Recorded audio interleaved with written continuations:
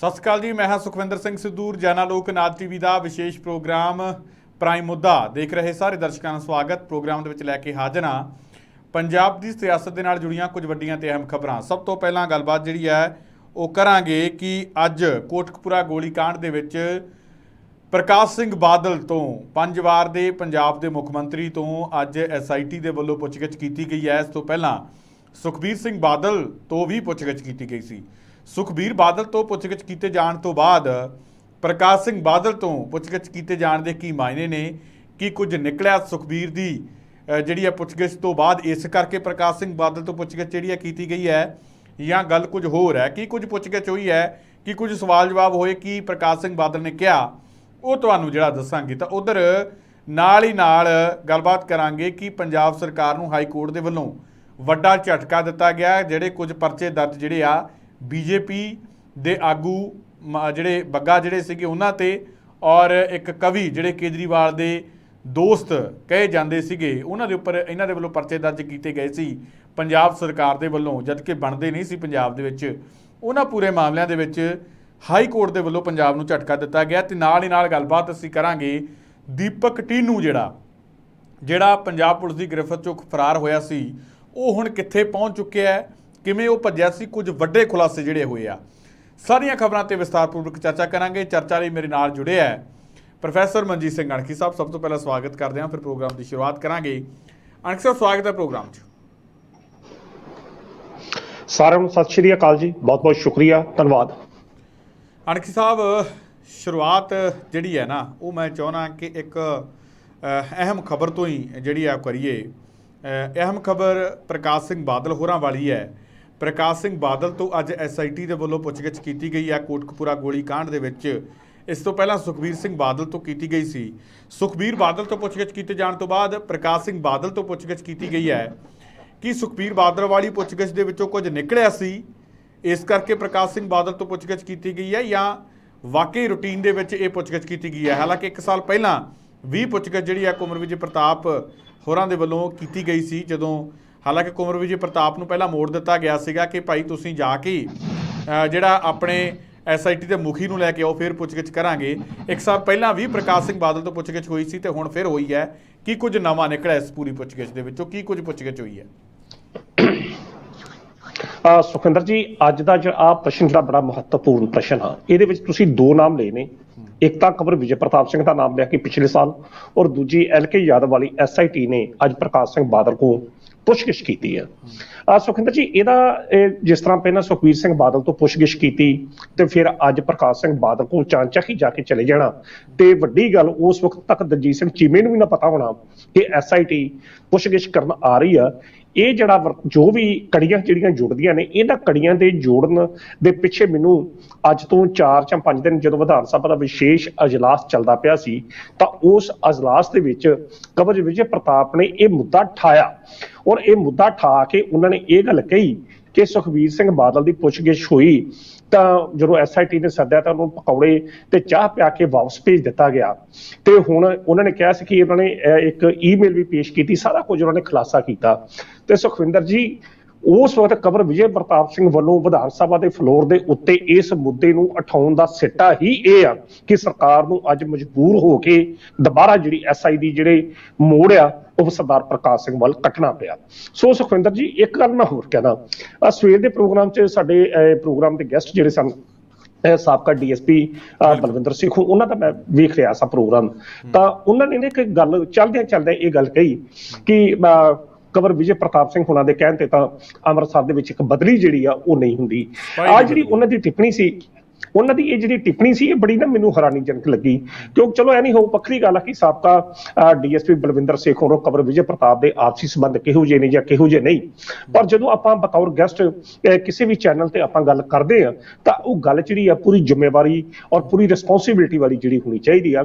ਜਿੱਥੋਂ ਤੱਕ ਮੈਂ ਕੁੰਵਰ ਵਿਜੇ ਪ੍ਰਤਾਪ ਨੂੰ ਜਾਣਦਾ, ਜਦੋਂ ਤੱਕ ਮੇਰੇ ਨਿੱਜੀ ਸੰਬੰਧ ਉਹਨਾਂ ਨਾਲ ਹਨ, ਜਾਂ ਮੇਰੇ ਨਿੱਜੀ ਸੰਬੰਧਾਂ ਨੂੰ ਆਪਾਂ ਛੱਡ ਵੀ ਦਈਏ ਕਿ ਉਹ ਬੰਦਾ ਵਿਧਾਨ ਸਭਾ ਦੇ ਫਲੋਰ ਤੋਂ ਇਹ ਗੱਲ ਕਰਦਾ ਤੇ ਕਰਨ ਤੋਂ ਬਾਅਦ ਪੰਜਾਬ ਸਰਕਾਰ ਦਬਾਅ ਦੇ ਵਿੱਚ ਆਣ ਕੇ ਆਉਂਦਿਆਂ ਹੀ ਸਰਦਾਰ ਪ੍ਰਕਾਸ਼ ਸਿੰਘ ਬਾਦਲ ਨੂੰ ਤੇ ਪੁੱਛਗਿੱਛ ਕਰਦੀ ਆ, ਇਹ ਸ਼ਾਇਦ ਉਸੇ ਹੀ ਦਬਾਅ ਦਾ ਸਿੱਟਾ।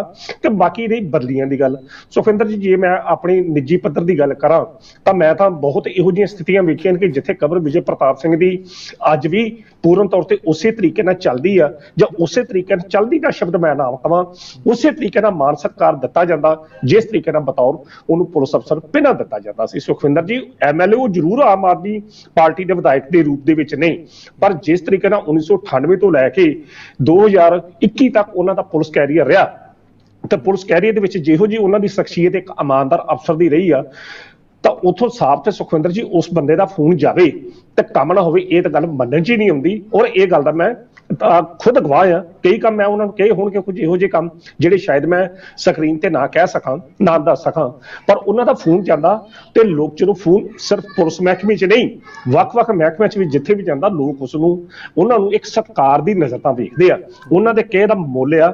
ਆਮ ਆਦਮੀ ਪਾਰਟੀ ਦੇ ਵਿਧਾਇਕ ਹਨ ਨਹੀਂ ਹੈ ਜਾਂ ਨਹੀਂ, ਅਣਖੀ ਸਾਹਿਬ, ਪਤਾ ਇਹ ਵੀ ਲੱਗਿਆ ਕਿ ਸਿਰਫ ਉਹਨਾਂ ਦੇ ਆਪਣੇ ਹਲਕੇ ਤੋਂ ਨਹੀਂ, ਸਗੋਂ ਲੁਧਿਆਣਾ ਜਾਂ ਹੋਰ ਇਲਾਕਿਆਂ ਦੇ ਵਿੱਚੋਂ ਪੂਰੇ ਪੰਜਾਬ ਦੇ ਲੋਕ ਜਿਹੜੇ ਉਹਨਾਂ ਤੋਂ ਕੰਮਕਾਜ ਕਰਾਉਣ ਲਈ ਪਹੁੰਚਦੇ ਆ। ਹਾਂ, ਇਹ ਗੱਲ ਪੂਰਨ ਤੌਰ ਤੇ ਸਹੀ ਆ। ਮੈਂ 2-4 ਵਾਰੀ ਉਹਨਾਂ ਨੂੰ ਨਿੱਜੀ ਤੌਰ ਤੇ ਮਿਲਿਆ ਤੇ ਲੋਕ ਪੰਜਾਬ ਦੇ ਵੱਖ-ਵੱਖ ਜ਼ਿਲ੍ਹਿਆਂ ਤੋਂ ਉਹਨਾਂ ਕੋਲ ਪਹੁੰਚੇ ਹੋਏ ਸੀ ਕਿ ਸਾਡਾ ਇਹ ਕੰਮ ਕਰਾਓ। ਤੁਸੀਂ ਪੰਜਾਬ ਦੀ ਤਾਂ ਗੱਲ ਛੱਡ ਦਿਓ, ਪੰਜਾਬ ਤੋਂ ਬਾਹਰ ਵੀ ਇੱਕ ਕੇਸ ਗਾਜ਼ੀਆਬਾਦ ਦਾ ਸਾਹਮਣੇ ਆਇਆ। ਗਾਜ਼ੀਆਬਾਦ ਦੇ ਵਿੱਚ ਕਿਸੇ ਬੰਦੇ ਦਾ ਕੇਸ FIR ਦਰਜ ਸੀ, ਪੁਲਿਸ ਕੰਮ ਨਹੀਂ ਸੀ ਕਰ ਰਹੀ, ਜਿਹੜੀ ਯੂਪੀ ਪੁਲਿਸ, ਉਹ ਬੰਦਾ ਜਾ ਕੇ ਉਹਨਾਂ ਨੇ ਜਾ ਕੇ ਕਬਰ ਵਿਜੇ ਪ੍ਰਤਾਪ ਸਿੰਘ ਨੂੰ ਇਹ ਗੱਲ ਕਹੀ ਕਿ ਸਾਡਾ ਇਹ ਕੰਮ ਰੁਕਿਆ। ਤਾਂ ਜੇਕਰ ਉਸ ਵਿਅਕਤੀ ਦਾ ਕੰਮ ਪੰਜਾਬ ਤੋਂ ਬਾਹਰ ਦੀਆਂ ਸਰਹੱਦਾਂ ਤੇ ਵੀ ਹੁੰਦਾ ਤਾਂ ਫਿਰ ਇਹ ਜਿਹੜੀ ਟਿੱਪਣੀ ਆ ਸਾਬਕਾ DSP ਬਲਵਿੰਦਰ ਸਿੰਘ ਸੇਖੋਂ ਦੀ, ਇਹ ਮੈਨੂੰ ਕੋਈ ਜ਼ਿਆਦਾ ਵਜਨਦਾਰ ਨਹੀਂ ਲੱਗਦੀ, ਕਿਉਂਕਿ ਆਪਾਂ ਇੱਕ ਜ਼ਿੰਮੇਵਾਰ ਚੈਨਲ ਤੇ ਬੈਠੇ ਆ ਤਾਂ ਇਹ ਗੱਲ ਜਿਹੜੀ ਸਟੀਕ ਤੇ ਸਹੀ ਇਨਫੋਰਮੇਸ਼ਨ ਦੇਣਾ ਸਾਡਾ ਫਰਜ਼ ਆ। ਸੋ ਇਸ ਕਰਕੇ ਇਹ ਜਿਹੜੇ ਤੱਥ ਆ ਇਹ ਮੈਂ ਬਿਆਨ ਕੀਤੇ ਆ। ਸੋ ਬਲਵਿੰਦਰ ਸੇਖੋਂ ਹੋਣਾ ਦਾ ਆਪਣਾ ਤਰਕ ਹੋ ਸਕਦਾ, ਕਿਸੇ ਸੰਦਰਭ 'ਚ ਉਹਨਾਂ ਨੇ ਗੱਲ ਕਹੀ ਹੋ ਸਕਦੀ ਆ, ਪਰ ਬਤੌਰ ਅਸੀਂ ਲੋਕਾਂ ਦੀ ਆਵਾਜ਼ ਜਾਂ ਇੱਕ ਉਹ ਪਲੇਟਫਾਰਮ ਤੇ ਬੈਠੇ ਆ ਕਿ ਜਿੱਥੇ ਅਸੀਂ ਪੂਰਨ ਤੌਰ ਤੇ ਉਸ ਵਿਅਕਤੀ ਦੀ ਸ਼ਖਸੀਅਤ ਨੂੰ ਜਾਣਦੇ ਆ, ਜਿਹਦੇ ਉੱਤੇ ਪੰਜਾਬ ਸਮੁੱਚਾ ਮਾਣ ਕਰਦਾ, ਉਸ ਦੀ ਇਮਾਨਦਾਰੀ ਤੇ ਕੋਈ ਦਾਗ ਨਹੀਂ। ਸਰਕਾਰ ਕੋਈ ਵੀ ਹੋਵੇ, ਕਬਰ ਵਿਜੇ ਪ੍ਰਤਾਪ ਸਿੰਘ ਦਾ ਕੰਮ ਇਹ ਹੈ ਕਿ ਸਹੀ ਤਸਦੀਕ ਜਾਣਕਾਰੀ ਜਿਹੜੀ ਹੈ ਸਾਡੇ ਦਰਸ਼ਕਾਂ ਤੱਕ ਪਹੁੰਚਾਉਣੀ ਹੈ ਜੀ। ਤਾਂ ਬਾਕੀ ਮੈਂ ਹੁਣ ਉਸੇ ਪ੍ਰਸ਼ਨ ਵੱਲ ਆਉਣਾ ਤੇ ਅੱਜ SIT LK ਯਾਦਵ ਦੀ ਜਿਹੜੀ ਆ ਉਹ ਜਾਂਦੀ ਆ ਪ੍ਰਕਾਸ਼ ਸਿੰਘ ਬਾਦਲ ਕੋਲ। ਪ੍ਰਕਾਸ਼ ਸਿੰਘ ਬਾਦਲ ਕੋਲ ਜਾ ਕੇ 4.5 ਘੰਟੇ ਦੇ ਕਰੀਬ ਸੁਖਵਿੰਦਰ ਜੀ ਜਿਹੜੀ ਪੁੱਛਗਿੱਛ ਆ ਉਹ ਹੁੰਦੀ ਆ ਸਰਦਾਰ ਪ੍ਰਕਾਸ਼ ਸਿੰਘ ਬਾਦਲ। ਪੁੱਛਗਿੱਛ ਕਿਹੜੇ ਸੰਦਰਭ 'ਚ ਹੋਈ? ਕਿਉਂਕਿ ਜਦੋਂ ਕੋਟਕਪੂਰਾ ਗੋਲੀ ਚੱਲਦੀ ਆ ਤਾਂ ਉਸ ਵਕਤ ਉਹ ਪੰਜਾਬ ਦੇ ਮੁੱਖ ਮੰਤਰੀ ਸਨ। ਸਵਾਲ ਉਹੀ ਨੇ ਕਿ ਹਾਂ ਭਈ ਜਿਹੜੀ ਗੋਲੀ ਚੱਲੀ ਤੁਹਾਨੂੰ ਉਸ ਦੀ ਜਾਣਕਾਰੀ ਸੀ। ਨੰਬਰ 2, ਕੀ ਤੁਸੀਂ ਗੋਲੀ ਚਲਾਉਣ ਦੇ ਨਿਰਦੇਸ਼ ਦਿੱਤੇ? ਨੰਬਰ 3, ਕੀ ਗੋਲੀ ਚਲਾਉਣ ਤੋਂ ਬਾਅਦ DGP ਨੇ ਤੁਹਾਨੂੰ ਭਰੋਸੇ 'ਚ ਲਿਆ? ਨੰਬਰ 4, ਕਿ ਤੁਸੀਂ ਫਿਰ ਜਦੋਂ ਤੁਹਾਨੂੰ ਪਤਾ ਲੱਗਾ ਗੋਲੀ ਚੱਲ ਗਈ ਆ, ਫਿਰ ਉਹਨਾਂ ਅਫਸਰਾਂ ਦੇ ਪ੍ਰਤੀ ਤੁਹਾਡਾ ਰਵੱਈਆ ਕਿਹੋ ਜਿਹਾ ਸੀ? ਉਹ ਜਿਹੜੇ ਘਸੇ ਪੇਟੇ ਕੁਐਸਚਨ ਜਿਹੜੇ ਬੀਤੇ ਦੌਰ 'ਚ, ਬੀਤੇ 7 ਸਾਲਾਂ ਤੋਂ ਪੁੱਛੇ ਜਾ ਰਹੇ ਆ, ਉਹੀ ਪ੍ਰਸ਼ਨ ਜਿਹੜੇ ਉਹਨਾਂ ਨੇ ਪੁੱਛੇ। ਤੇ ਸੁਖਵਿੰਦਰ ਜੀ, ਇਹ ਜੋ ਹੋਇਆ ਖਾਸ ਤੌਰ ਤੇ ਆਪਾਂ ਇਹ ਗੱਲ ਕਹਿ ਲਈਏ ਕਿਉਂਕਿ ਉਹ ਪੰਜਾਬ ਦੇ ਉਸ ਵਕਤ ਦੇ ਮੁੱਖ ਮੰਤਰੀ ਸਨ। ਤਾਂ ਮੁੱਖ ਮੰਤਰੀ ਜੇਕਰ ਹੁੰਦਾ ਤਾਂ ਵਾਕਈ ਕਿਤੇ ਵੀ ਰਾਜ 'ਚ ਗੋਲੀ ਚੱਲਦੀ ਹੈ, ਖਾਸ ਤੌਰ ਤੇ ਪੁਲਿਸ ਵੱਲੋਂ ਚਲਾਈ ਜਾਂਦੀ ਆ, ਤਾਂ ਉਹ ਧੱਕੇ ਨਾਲ ਜਾਂ SSP ਆਪਣੇ ਪੱਧਰ ਤੇ ਨਹੀਂ ਲੈ ਸਕਦਾ ਫੈਸਲਾ ਕਿ ਹਾਂ ਵੀ ਗੋਲੀ ਚਲਾ ਦਿਓ। ਕੁਝ ਸਥਿਤੀਆਂ ਐਮਰਜੈਂਸੀ ਹੋਣਗੀਆਂ। ਇਹ ਤਾਂ ਮੈਨੂੰ ਪਤਾ ਕਿ ਅੱਤਵਾਦ ਦੇ ਦੌਰ 'ਚ ਜਾਂ ਖਾੜਕੂਵਾਦ ਦੇ ਦੌਰ 'ਚ ਵੀ ਜਿਹੜੀਆਂ ਕੁੰਡੀਆਂ ਉੱਪਰੋਂ ਹਿਲਦੀਆਂ ਸੀ, ਚਾਹੇ ਬੇਅੰਤ ਸਿੰਘ ਜਾਂ DGP KPS ਗਿੱਲ ਤੋਂ, ਫਿਰ ਜਾ ਕੇ ਥੱਲੇ ਅਮਰ ਚ ਹੁੰਦਾ ਸੀ। ਤਾਂ ਸੋ SIT ਨੇ ਇਸ ਮੁੱਦੇ ਦੇ ਉੱਤੇ ਅੱਜ ਸਰਦਾਰ ਪ੍ਰਕਾਸ਼ ਸਿੰਘ ਬਾਦਲ ਨੂੰ ਜਿਹੜਾ ਪੁੱਛਗਿੱਛ ਕੀਤੀ ਹੈ। ਤੇ ਉਸ ਦਾ ਕਾਰਨ ਸੁਖਵਿੰਦਰ ਜੀ, ਦੂਜਾ ਕਾਰਨ ਇਹ ਵੀ ਆ ਕਿ SIT ਹਰਕਤ ਵਿੱਚ ਕਿਉਂ ਆਈ? ਕਿਉਂਕਿ 14 ਅਕਤੂਬਰ ਨੂੰ ਬਰਗਾਰੀ ਇਨਸਾਫ ਮੋਰਚੇ ਨੇ ਵੱਡੇ ਸੰਘਰਸ਼ ਦਾ ਐਲਾਨ ਕਰਨਾ। ਕੱਲ ਜਿਹੜੀ SIT ਜਾਂ ਫੋਰੈਂਸਿਕ ਟੀਮ ਜਿਹੜੀ ਆ ਉਹ ਕੋਟਕਪੂਰਾ ਪਹੁੰਚਦੀ ਆ, ਉੱਥੇ ਜਾ ਕੇ ਉਹ ਸਾਰਾ ਕੁਝ ਨਾਪ ਤੋਲ ਕਰਦੀ ਹੈ, ਸਥਿਤੀਆਂ ਦਾ ਜਾਇਜ਼ਾ ਲੈਂਦੀ ਆ। ਤੇ ਅੱਜ ਉਹਨਾਂ ਨੇ ਪ੍ਰਕਾਸ਼ ਸਿੰਘ ਬਾਦਲ ਦੀ ਪੁੱਛਗਿੱਛ ਕੀਤੀ ਤੇ ਜੋ ਸੂਤਰਾਂ ਤੋਂ ਮੇਰੇ ਤੱਕ ਜਾਣਕਾਰੀ ਪਹੁੰਚੀ ਆ, ਕੱਲ ਸੁਖਬੀਰ ਸਿੰਘ ਬਾਦਲ ਦੀ ਦੁਬਾਰਾ SIT ਪੁੱਛਗਿੱਛ ਕਰ ਸਕਦੀ ਹੈ। ਇਹ ਵੀ ਇੱਕ ਤੱਥ ਸਾਨੂੰ ਪ੍ਰਾਪਤ ਹੋਇਆ। ਕੱਲ SIT ਜਿਹੜੀ ਆ ਦੁਬਾਰਾ ਸੁਖਬੀਰ ਬਾਦਲ ਨੂੰ ਸੱਦ ਸਕਦੀ ਆ ਜਾਂ ਉਹਦੇ ਤੱਕ ਸਿੱਧੀ ਪਹੁੰਚ ਕਰਕੇ ਉਸ ਦੀ ਪੁੱਛਗਿੱਛ ਕਰ ਸਕਦੀ ਆ। ਹੁਣ ਇਹ ਜੋ ਕੁਝ ਵੀ ਇੱਕਦਮ ਤੇਜ਼ੀ ਨਾਲ ਚੱਲਦਾ ਪਿਆ ਵਰਤਾਰਾ ਸਿਰਫ ਤੇ ਸਿਰਫ ਇਸ ਕਰਕੇ ਆ ਕਿਉਂਕਿ ਹੁਣ ਪੰਜਾਬ ਦੇ ਲੋਕਾਂ ਨੇ ਇਸ ਮੁੱਦੇ ਦੇ ਉੱਤੇ, ਬਰਗਾਰੀ ਇਨਸਾਫ ਮੋਰਚੇ ਦੇ ਉੱਤੇ, ਬੇਅਦਬੀਆਂ ਦੇ ਮੁੱਦੇ ਦੇ ਉੱਤੇ ਸਰਕਾਰ ਨੂੰ ਘੇਰਨਾ ਸ਼ੁਰੂ ਕਰਤਾ। ਸਰਕਾਰ ਨੂੰ ਵਿਰੋਧੀ ਪਾਰਟੀਆਂ ਤਾਂ ਘੇਰਦੀਆਂ ਪਈਆਂ, ਸਰਕਾਰ ਦੇ ਆਪਣੇ ਹੀ ਵਿਧਾਇਕ ਕਬਰ ਵਿਜੇ ਪ੍ਰਤਾਪ ਵਰਗੇ ਬੰਦੇ ਸਰਕਾਰ ਨੂੰ ਇਸ ਮੁੱਦੇ ਤੇ ਜਵਾਬ ਦੇਣ ਵਾਸਤੇ ਮਜਬੂਰ ਕਰ ਰਹੇ ਆ। ਦੂਜੇ ਪਾਸੇ ਸਰਕਾਰ ਜਿਹੜੀ ਆ ਗੁਜਰਾਤ ਦੇ ਵਿੱਚ ਜਾ ਕੇ ਬੜੇ ਬੜੇ ਵੱਡੇ ਦਾਅਵੇ ਕਰਦੀ ਪਈ ਆ। ਜੇਕਰ ਉੱਥੋਂ ਦੀਆਂ ਵੀ ਸਿੱਖ ਸੰਗਤਾਂ ਦੇ ਵਿੱਚ ਕੋਈ ਇਹੋ ਜਿਹੀ ਕੋਈ ਗੱਲ ਚੱਲ ਪਈ, ਉੱਥੇ ਵੀ ਸਿੱਖ ਗੁਜਰਾਤ 'ਚ ਹਨ ਕਿ ਇੱਥੇ ਤਾਂ ਤੁਸੀਂ ਬੜੇ ਗਰੰਟੀਆਂ, ਉਸ ਮੁੱਦੇ ਦਾ ਉੱਥੇ ਕੀ ਬਣਿਆ ਅਜੇ ਤੱਕ ਜਿਹੜੇ ਜ਼ਿੰਮੇਵਾਰ ਵਿਅਕਤੀ ਨੇ ਉਹਨਾਂ ਦੇ ਖਿਲਾਫ ਤੁਹਾਡੀ ਕੀ ਕਾਰਵਾਈ ਹੈ। ਸੁਖਵਿੰਦਰ ਜੀ, ਜੋ ਮਰਜ਼ੀ ਹੋ ਜਾਵੇ, ਬੇਸ਼ੱਕ ਇਸ ਗੱਲ ਦਾ ਕੋਈ ਪ੍ਰਮਾਣ ਹੈ ਜਾਂ ਨਹੀਂ ਹੈ, ਪਰ ਅਗਰ ਵੇਖਿਆ ਜਾਵੇ ਤਾਂ ਪੰਜਾਬ ਦੇ ਲੋਕ ਜ਼ਿਆਦਾਤਰ ਜਿਹੜੀ ਗੋਲੀ ਚੱਲੀ ਉਹਦੇ ਵਾਸਤੇ ਕਥਿਤ ਤੌਰ ਤੇ, ਮੈਂ ਨਹੀਂ ਕਹਿ ਰਿਹਾ, ਜਿਹੜੀ ਗੋਲੀ ਚੱਲੀ ਉਸ ਵੇਲੇ ਉਹਦੇ ਵਾਸਤੇ ਬਾਦਲ ਪਰਿਵਾਰ ਨੂੰ ਉਹ ਜਿਹੜੇ ਪੰਜਾਬ ਦੇ ਲੋਕ ਦੋਸ਼ੀ ਸਮਝਦੇ ਆ। ਤੇ ਇਸ ਮੁੱਦੇ ਤੇ ਸੁਖਵਿੰਦਰ ਜੀ 2 ਸਰਕਾਰਾਂ ਬਦਲ ਗਈਆਂ, 3 ਮੁੱਖ ਮੰਤਰੀ ਚਲੇ ਗਏ ਤੇ ਅਜੇ ਤੱਕ ਬਾਦਲ ਪਰਿਵਾਰ ਦੇ ਖਿਲਾਫ ਜਾਂ ਅਸੀਂ ਉਹ ਜ਼ਿੰਮੇਵਾਰ ਵਿਅਕਤੀਆਂ ਦੇ ਕਥਿਤ ਜਿਹੜੇ ਜ਼ਿੰਮੇਵਾਰ ਵਿਅਕਤੀ ਨੇ ਉਹਨਾਂ ਦੇ ਖਿਲਾਫ ਕੋਈ ਵੀ ਸਰਕਾਰ। ਅਣਖੀ ਸਾਹਿਬ, ਇਹਦੇ ਵਿੱਚੋਂ ਕੁਝ ਨਿਕਲੂਗਾ ਜਾਂ ਨਹੀਂ? ਕਿਉਂਕਿ ਪਹਿਲਾਂ ਕੁੰਵਰ ਵਿਜੇ ਪ੍ਰਤਾਪ ਇਲਜ਼ਾਮਬਾਜ਼ੀ ਕਰ ਚੁੱਕਿਆ ਕਿ ਇਹ ਜਿਹੜੇ LK ਯਾਦਵ ਵਾਲੀ SIT ਆ, ਇਹ ਇਨਸਾਫ ਨਹੀਂ ਦਿਵਾ ਸਕਦੀ। ਆਪਣੀ ਸਰਕਾਰ ਦੇ ਹੁੰਦਿਆਂ ਉਹਨਾਂ ਨੇ ਇਹ ਗੱਲ ਕਹਿ ਚੁੱਕੇ ਆ ਸਾਫ਼ ਤੌਰ ਤੇ ਕਿ LK ਯਾਦਵ ਦੀ SIT ਇਨਸਾਫ ਨਹੀਂ ਦਿਵਾ ਸਕਦੀ।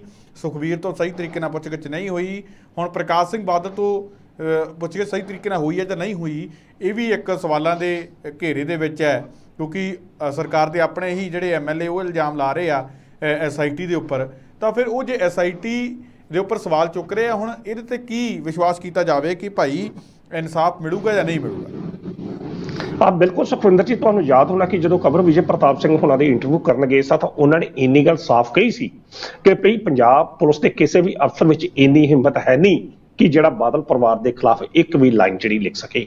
ਤੇ ਦੂਜੇ ਪਾਸੇ ਜਦੋਂ ਸੁਖਬੀਰ ਸਿੰਘ ਬਾਦਲ ਨੂੰ LK ਯਾਦਵ ਵਾਲੀ SIT ਸੱਦਦੀ ਹੈ ਤੇ ਬਾਹਰ ਆਣ ਕੇ ਜਿਸ ਤਰੀਕੇ ਨਾਲ ਸੁਖਬੀਰ ਸਿੰਘ ਬਾਦਲ ਨੇ ਸਿੱਧੀ ਧਮਕੀ ਜਿਹੜੀ ਆ ਕੰਵਰ ਵਿਜੇ ਪ੍ਰਤਾਪ ਨੂੰ ਦਿੱਤੀ ਕਿ ਜਦੋਂ ਸਾਡੀ ਸਰਕਾਰ ਆਊਗੀ ਤਾਂ ਫਿਰ ਵੇਖਾਂਗੇ ਇਹਦੇ ਨਾਲ ਕੀ ਕਰਦਾ, ਤਾਂ ਉਹਦੇ ਤੋਂ ਤਾਂ ਸੁਖਵਿੰਦਰ ਜੀ ਸਾਫ਼ ਆ ਕਿ LK ਯਾਦਵ ਦੀ ਜਿਹੜੀ SIT ਆ ਇਹ ਵੀ ਕੁਝ ਐਵੇਂ ਡਰਾਮਾਬਾਜ਼ੀ ਆ, ਗੁੰਗਲੂਆਂ ਤੋਂ ਮਿੱਟੀ ਹੀ ਝਾੜਦੀ ਪਈ ਆ। ਜੇ ਵਾਕਿਆ ਹੀ ਸਰਕਾਰ ਇਸ ਮੁੱਦੇ ਦੇ ਪ੍ਰਤੀ ਗੰਭੀਰ ਹੁੰਦੀ, ਜਿਸ ਤਰੀਕੇ ਨਾਲ ਅਰਵਿੰਦ ਕੇਜਰੀਵਾਲ ਇਹ ਗੱਲ ਕਹਿੰਦੇ ਰਹੇ ਕਿ 24 ਘੰਟਿਆਂ 'ਚ ਅਸੀਂ ਇਨਸਾਫ ਦੇ ਦਾਂਗੇ, ਬੰਦਾ ਸਾਡੇ ਕੋਲ ਆ, ਉਸ ਰਿਪੋਰਟ ਨੂੰ ਤਾਂ ਤੁਸੀਂ ਵੇਖ ਹੀ ਨਹੀਂ ਰਹੇ। ਬੇਸ਼ੱਕ LK ਯਾਦਵ ਵਾਲੀ ਜਿਹੜੀ SIT ਆ ਹਾਈ ਕੋਰਟ ਦੇ ਨਿਰਦੇਸ਼ਾਂ ਬਣੀ ਆ, ਪਰ ਇਸ ਦੇ ਬਾਵਜੂਦ ਉਹ ਜਿਹੜੀ ਰਿਪੋਰਟ ਆ ਜਿਹੜੀ ਫਰੀਦਕੋਟ ਦੀ ਸੈਸ਼ਨ ਕੋਰਟ 'ਚ ਪਈ ਆ, ਉਸ ਰਿਪੋਰਟ ਦਾ ਵੀ ਹਵਾਲਾ ਜਿਹੜਾ ਲਿਆ ਜਾ ਸਕਦਾ। ਸੋ ਸਾਫ਼ ਇਹ ਗੱਲ ਕਿ ਇਹਦੇ ਵਿੱਚੋਂ ਨਿਕਲਣਾ ਕੱਖ ਨਹੀਂ ਆ। ਅੱਜ ਜਿਸ ਤਰੀਕੇ ਨਾਲ ਸੁਖਬੀਰ ਸਿੰਘ ਬਾਦਲ ਨੇ ਕੰਵਰ ਵਿਜੇ ਪ੍ਰਤਾਪ ਨੂੰ ਕਿਹਾ ਤਾਂ ਕੰਵਰ ਵਿਜੇ ਪ੍ਰਤਾਪ ਸਿੰਘ ਹੁਣਾਂ ਦਾ ਵੀ ਇੱਕ ਪ੍ਰਤੀਕਰਮ ਇਹ ਸੀ ਕਿ ਹਾਂ ਵੀ ਠੀਕ ਆ, ਤੁਸੀਂ ਇਹ ਗੱਲ ਜਾ ਕੇ ਪਹਿਲਾਂ ਆਪਣੇ ਪਾਪਾ ਜੀ ਨੂੰ, ਸੁਖਬੀਰ ਬਾਦਲ ਨੂੰ ਉਹਨਾਂ ਨੇ ਇੰਨੀ ਗੱਲ ਕਹੀ ਸੀ ਕਿ ਬਾਦਲ ਸਾਹਿਬ ਤੁਸੀਂ ਜਾ ਕੇ ਇਹ ਗੱਲ ਆਪਣੇ ਪਿਤਾ ਜੀ ਨੂੰ ਪੁੱਛ ਲਓ ਕਿ ਪਾਪਾ ਜੀ ਸਾਡੀ ਸਰਕਾਰ ਜਿਹੜੇ 5 ਵਾਰ ਦੇ ਮੁੱਖ ਮੰਤਰੀ ਨੇ, ਤਾਂ ਉਹਨਾਂ ਨੇ ਇੰਨੀ ਗੱਲ ਪੁੱਛੋ ਕਿ ਹਾਂ ਵੀ ਪਾਪਾ ਜੀ ਸਾਡੀ ਸਰਕਾਰ ਬਣੇਗੀ, ਤਾਂ ਉਹ ਕਹਿਣਗੇ ਫਿਰ ਜੋ ਜਵਾਬ ਹੋਊਗਾ ਉਹਦੇ ਨਾਲ ਮੈਂ 100% ਸਹਿਮਤ ਹੋਵਾਂਗਾ। ਭਾਵ ਅਕਾਲੀ ਦਲ ਹੁਣ ਜੇਕਰ ਇਹ ਗੱਲ ਸੋਚੇ ਕਿ ਆਉਂਦਿਆਂ ਦਿਨਾਂ ਦੇ ਵਿੱਚ ਅਸੀਂ ਮਾਫ ਕਰਨਾ ਬਾਦਲ ਪਰਿਵਾਰ ਜੇਕਰ ਸੋਚੇ ਕਿ ਅਸੀਂ ਅਗਲੀਆਂ 5 ਸਾਲਾਂ 'ਚ ਸਿਆਸਤ ਦੇ ਦੁਬਾਰਾ ਸਿਖਰ ਤੇ ਹੋਵਾਂ, ਤੇ ਇਹ ਗੱਲ ਸੰਭਵ ਨਹੀਂ ਲੱਗਦੀ। ਸੁਖਵਿੰਦਰ ਜੀ, ਪੰਜਾਬ ਦੇ ਲੋਕ ਜਿਹੜੇ ਨੇ ਅਕਾਲੀ ਦਲ ਨਾਲ ਅਨਾਇਡ ਨਹੀਂ ਆ, ਇਹ ਗੱਲ ਮੈਂ ਫਿਰ ਕਲੀਅਰ ਕਰਦਾ, ਅਕਾਲੀ ਦਲ ਤੋਂ ਨਾਰਾਜ਼ ਨਹੀਂ ਆ, ਪਰ ਬਾਦਲ ਪਰਿਵਾਰ ਨਾਲ ਉਹ ਲੋਕ ਨਫ਼ਰਤ ਕਰਦੇ ਆ। ਤੇ ਸ਼ਾਇਦ ਬਾਦਲ ਪਰਿਵਾਰ ਦਾ ਛੱਪਾ ਅੱਜ ਦੀ ਤਰੀਕ ਦੇ ਵਿੱਚ ਵੀ ਅਫਸਰਸ਼ਾਹੀ ਦੇ ਉੱਤੇ ਇੰਨਾ ਹੈ, ਸ਼ਾਇਦ ਇਹੋ ਹੀ ਕਾਰਨ ਆ ਕਿ ਪੰਜਾਬ ਦੇ ਲੋਕ ਉਹਨੂੰ ਨਫ਼ਰਤ ਕਰਦੇ ਆ, ਕਿ ਅਫਸਰ ਉਹਨਾਂ ਤੋਂ ਡਰਦੇ ਆ, ਤੇ ਸ਼ਾਇਦ ਇਹ ਹੀ ਕਾਰਨ ਕੋਈ ਵੀ SIT ਆ ਜੇ ਕੋਈ ਇਨਸਾਫ ਦੀ ਆਸ ਨਹੀਂ ਜੇ ਰੱਖੀ ਜਾ ਸਕਦੀ, ਕਿਉਂਕਿ ਕੰਵਰ ਵਿਜੇ ਪ੍ਰਤਾਪ ਉਸ ਮਸ਼ੀਨਰੀ ਦਾ ਇੱਕ ਹਿੱਸਾ ਰਿਹਾ, ਇੱਕ ਪੁਰਜਾ ਰਿਹਾ। ਉਸ ਨੂੰ ਪਤਾ ਥੱਲੇ ਤੋਂ ਲੈ ਕੇ ਉੱਪਰ ਤੱਕ ਕੀ ਕੁਝ ਉਸ ਪਰਿਵਾਰ ਦੇ ਪ੍ਰਤੀ ਲੋਕਾਂ ਦਾ ਵਿੱਚ ਹੋਊਗਾ ਜਾਂ ਅਫਸਰਸ਼ਾਹੀ ਦੇ ਉੱਤੇ ਹੋਊਗਾ। ਸੋ ਇਸ ਕਰਕੇ ਸੁਖਵਿੰਦਰ ਜੀ, ਮੈਨੂੰ ਨਹੀਂ ਲੱਗਦਾ ਇਹ ਹੈ ਕਿ SIT ਕੋਈ ਇਨਸਾਫ ਜਿਹੜੀ ਦਵੇ। ਬਾਕੀ ਆਉਣ ਵਾਲੇ ਦਿਨਾਂ 'ਚ 14 ਤਰੀਕ ਨੂੰ ਤਸਵੀਰ ਜਿਹੜੀ ਆ ਉਹ ਸਪਸ਼ਟ ਹੋਏਗੀ ਕਿ ਸੰਘਰਸ਼ ਦਾ ਐਲਾਨ ਕੀ ਹੁੰਦਾ। ਜੀ ਬਿਲਕੁਲ। ਤਾਂ ਅਣਖੀ ਸਾਹਿਬ, ਅਗਲੀ ਖਬਰ ਆਪਾਂ ਲੈ ਲੈਂਦੇ ਹਾਂ। ਅਗਲੀ ਖਬਰ ਇਹ ਹੈ ਕਿ ਜਿਹੜਾ ਦੀਪਕ ਟੀਨੂ ਗੈਂਗਸਟਰ ਜਿਹੜਾ ਭੱਜ ਗਿਆ ਸੀ, ਹੁਣ ਪਤਾ ਲੱਗਿਆ ਉਹ ਵਿਦੇਸ਼ ਦੀ ਧਰਤੀ ਤੇ ਚਲਾ ਗਿਆ।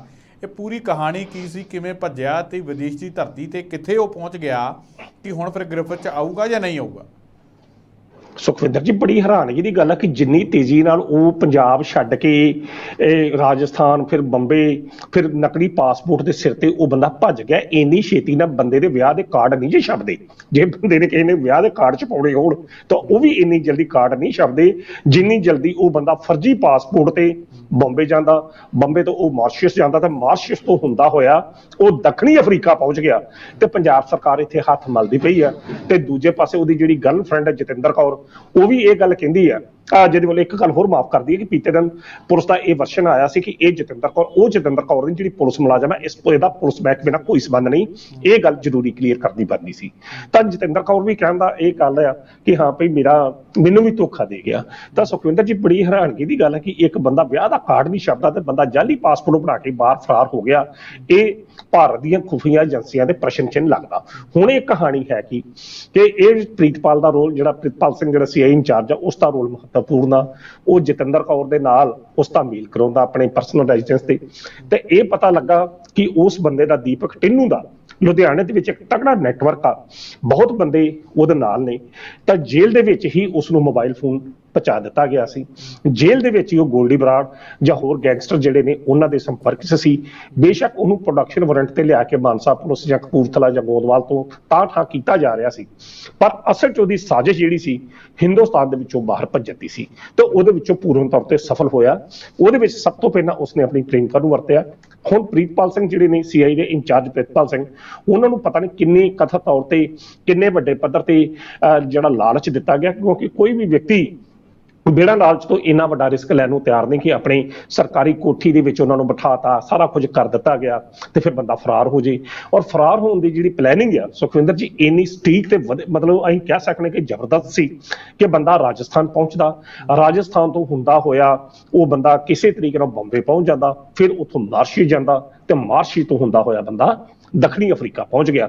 ਤੇ ਇੱਥੇ ਜਿਹੜੇ ਐਂਟੀ ਗੈਂਗ ਜਿਹੜੀ ਬਣੀ ਆ ਗੈਂਗਸਟਰ ਜਿਹੜੀ ਟਾਸਕ ਫੋਰਸ ਆ, ਉਹ ਅਜੇ ਜਾਂਚ ਕਰ ਰਹੀ ਆ, ਆਮੋ ਸਾਹਮਣੀ ਭਾਲ ਕੇ ਪੁੱਛਣਾ। ਹੁਣ ਪੰਛੀ ਜਦੋਂ ਫਰਰ ਹੋ ਗਿਆ ਤੇ ਫਿਰ ਸੁਖਵਿੰਦਰ ਜੀ ਜਾਂਚ ਕਾਹਦੀ ਕਰਨੀ ਤੇ ਕੀ ਨਹੀਂ ਕਰਨੀ।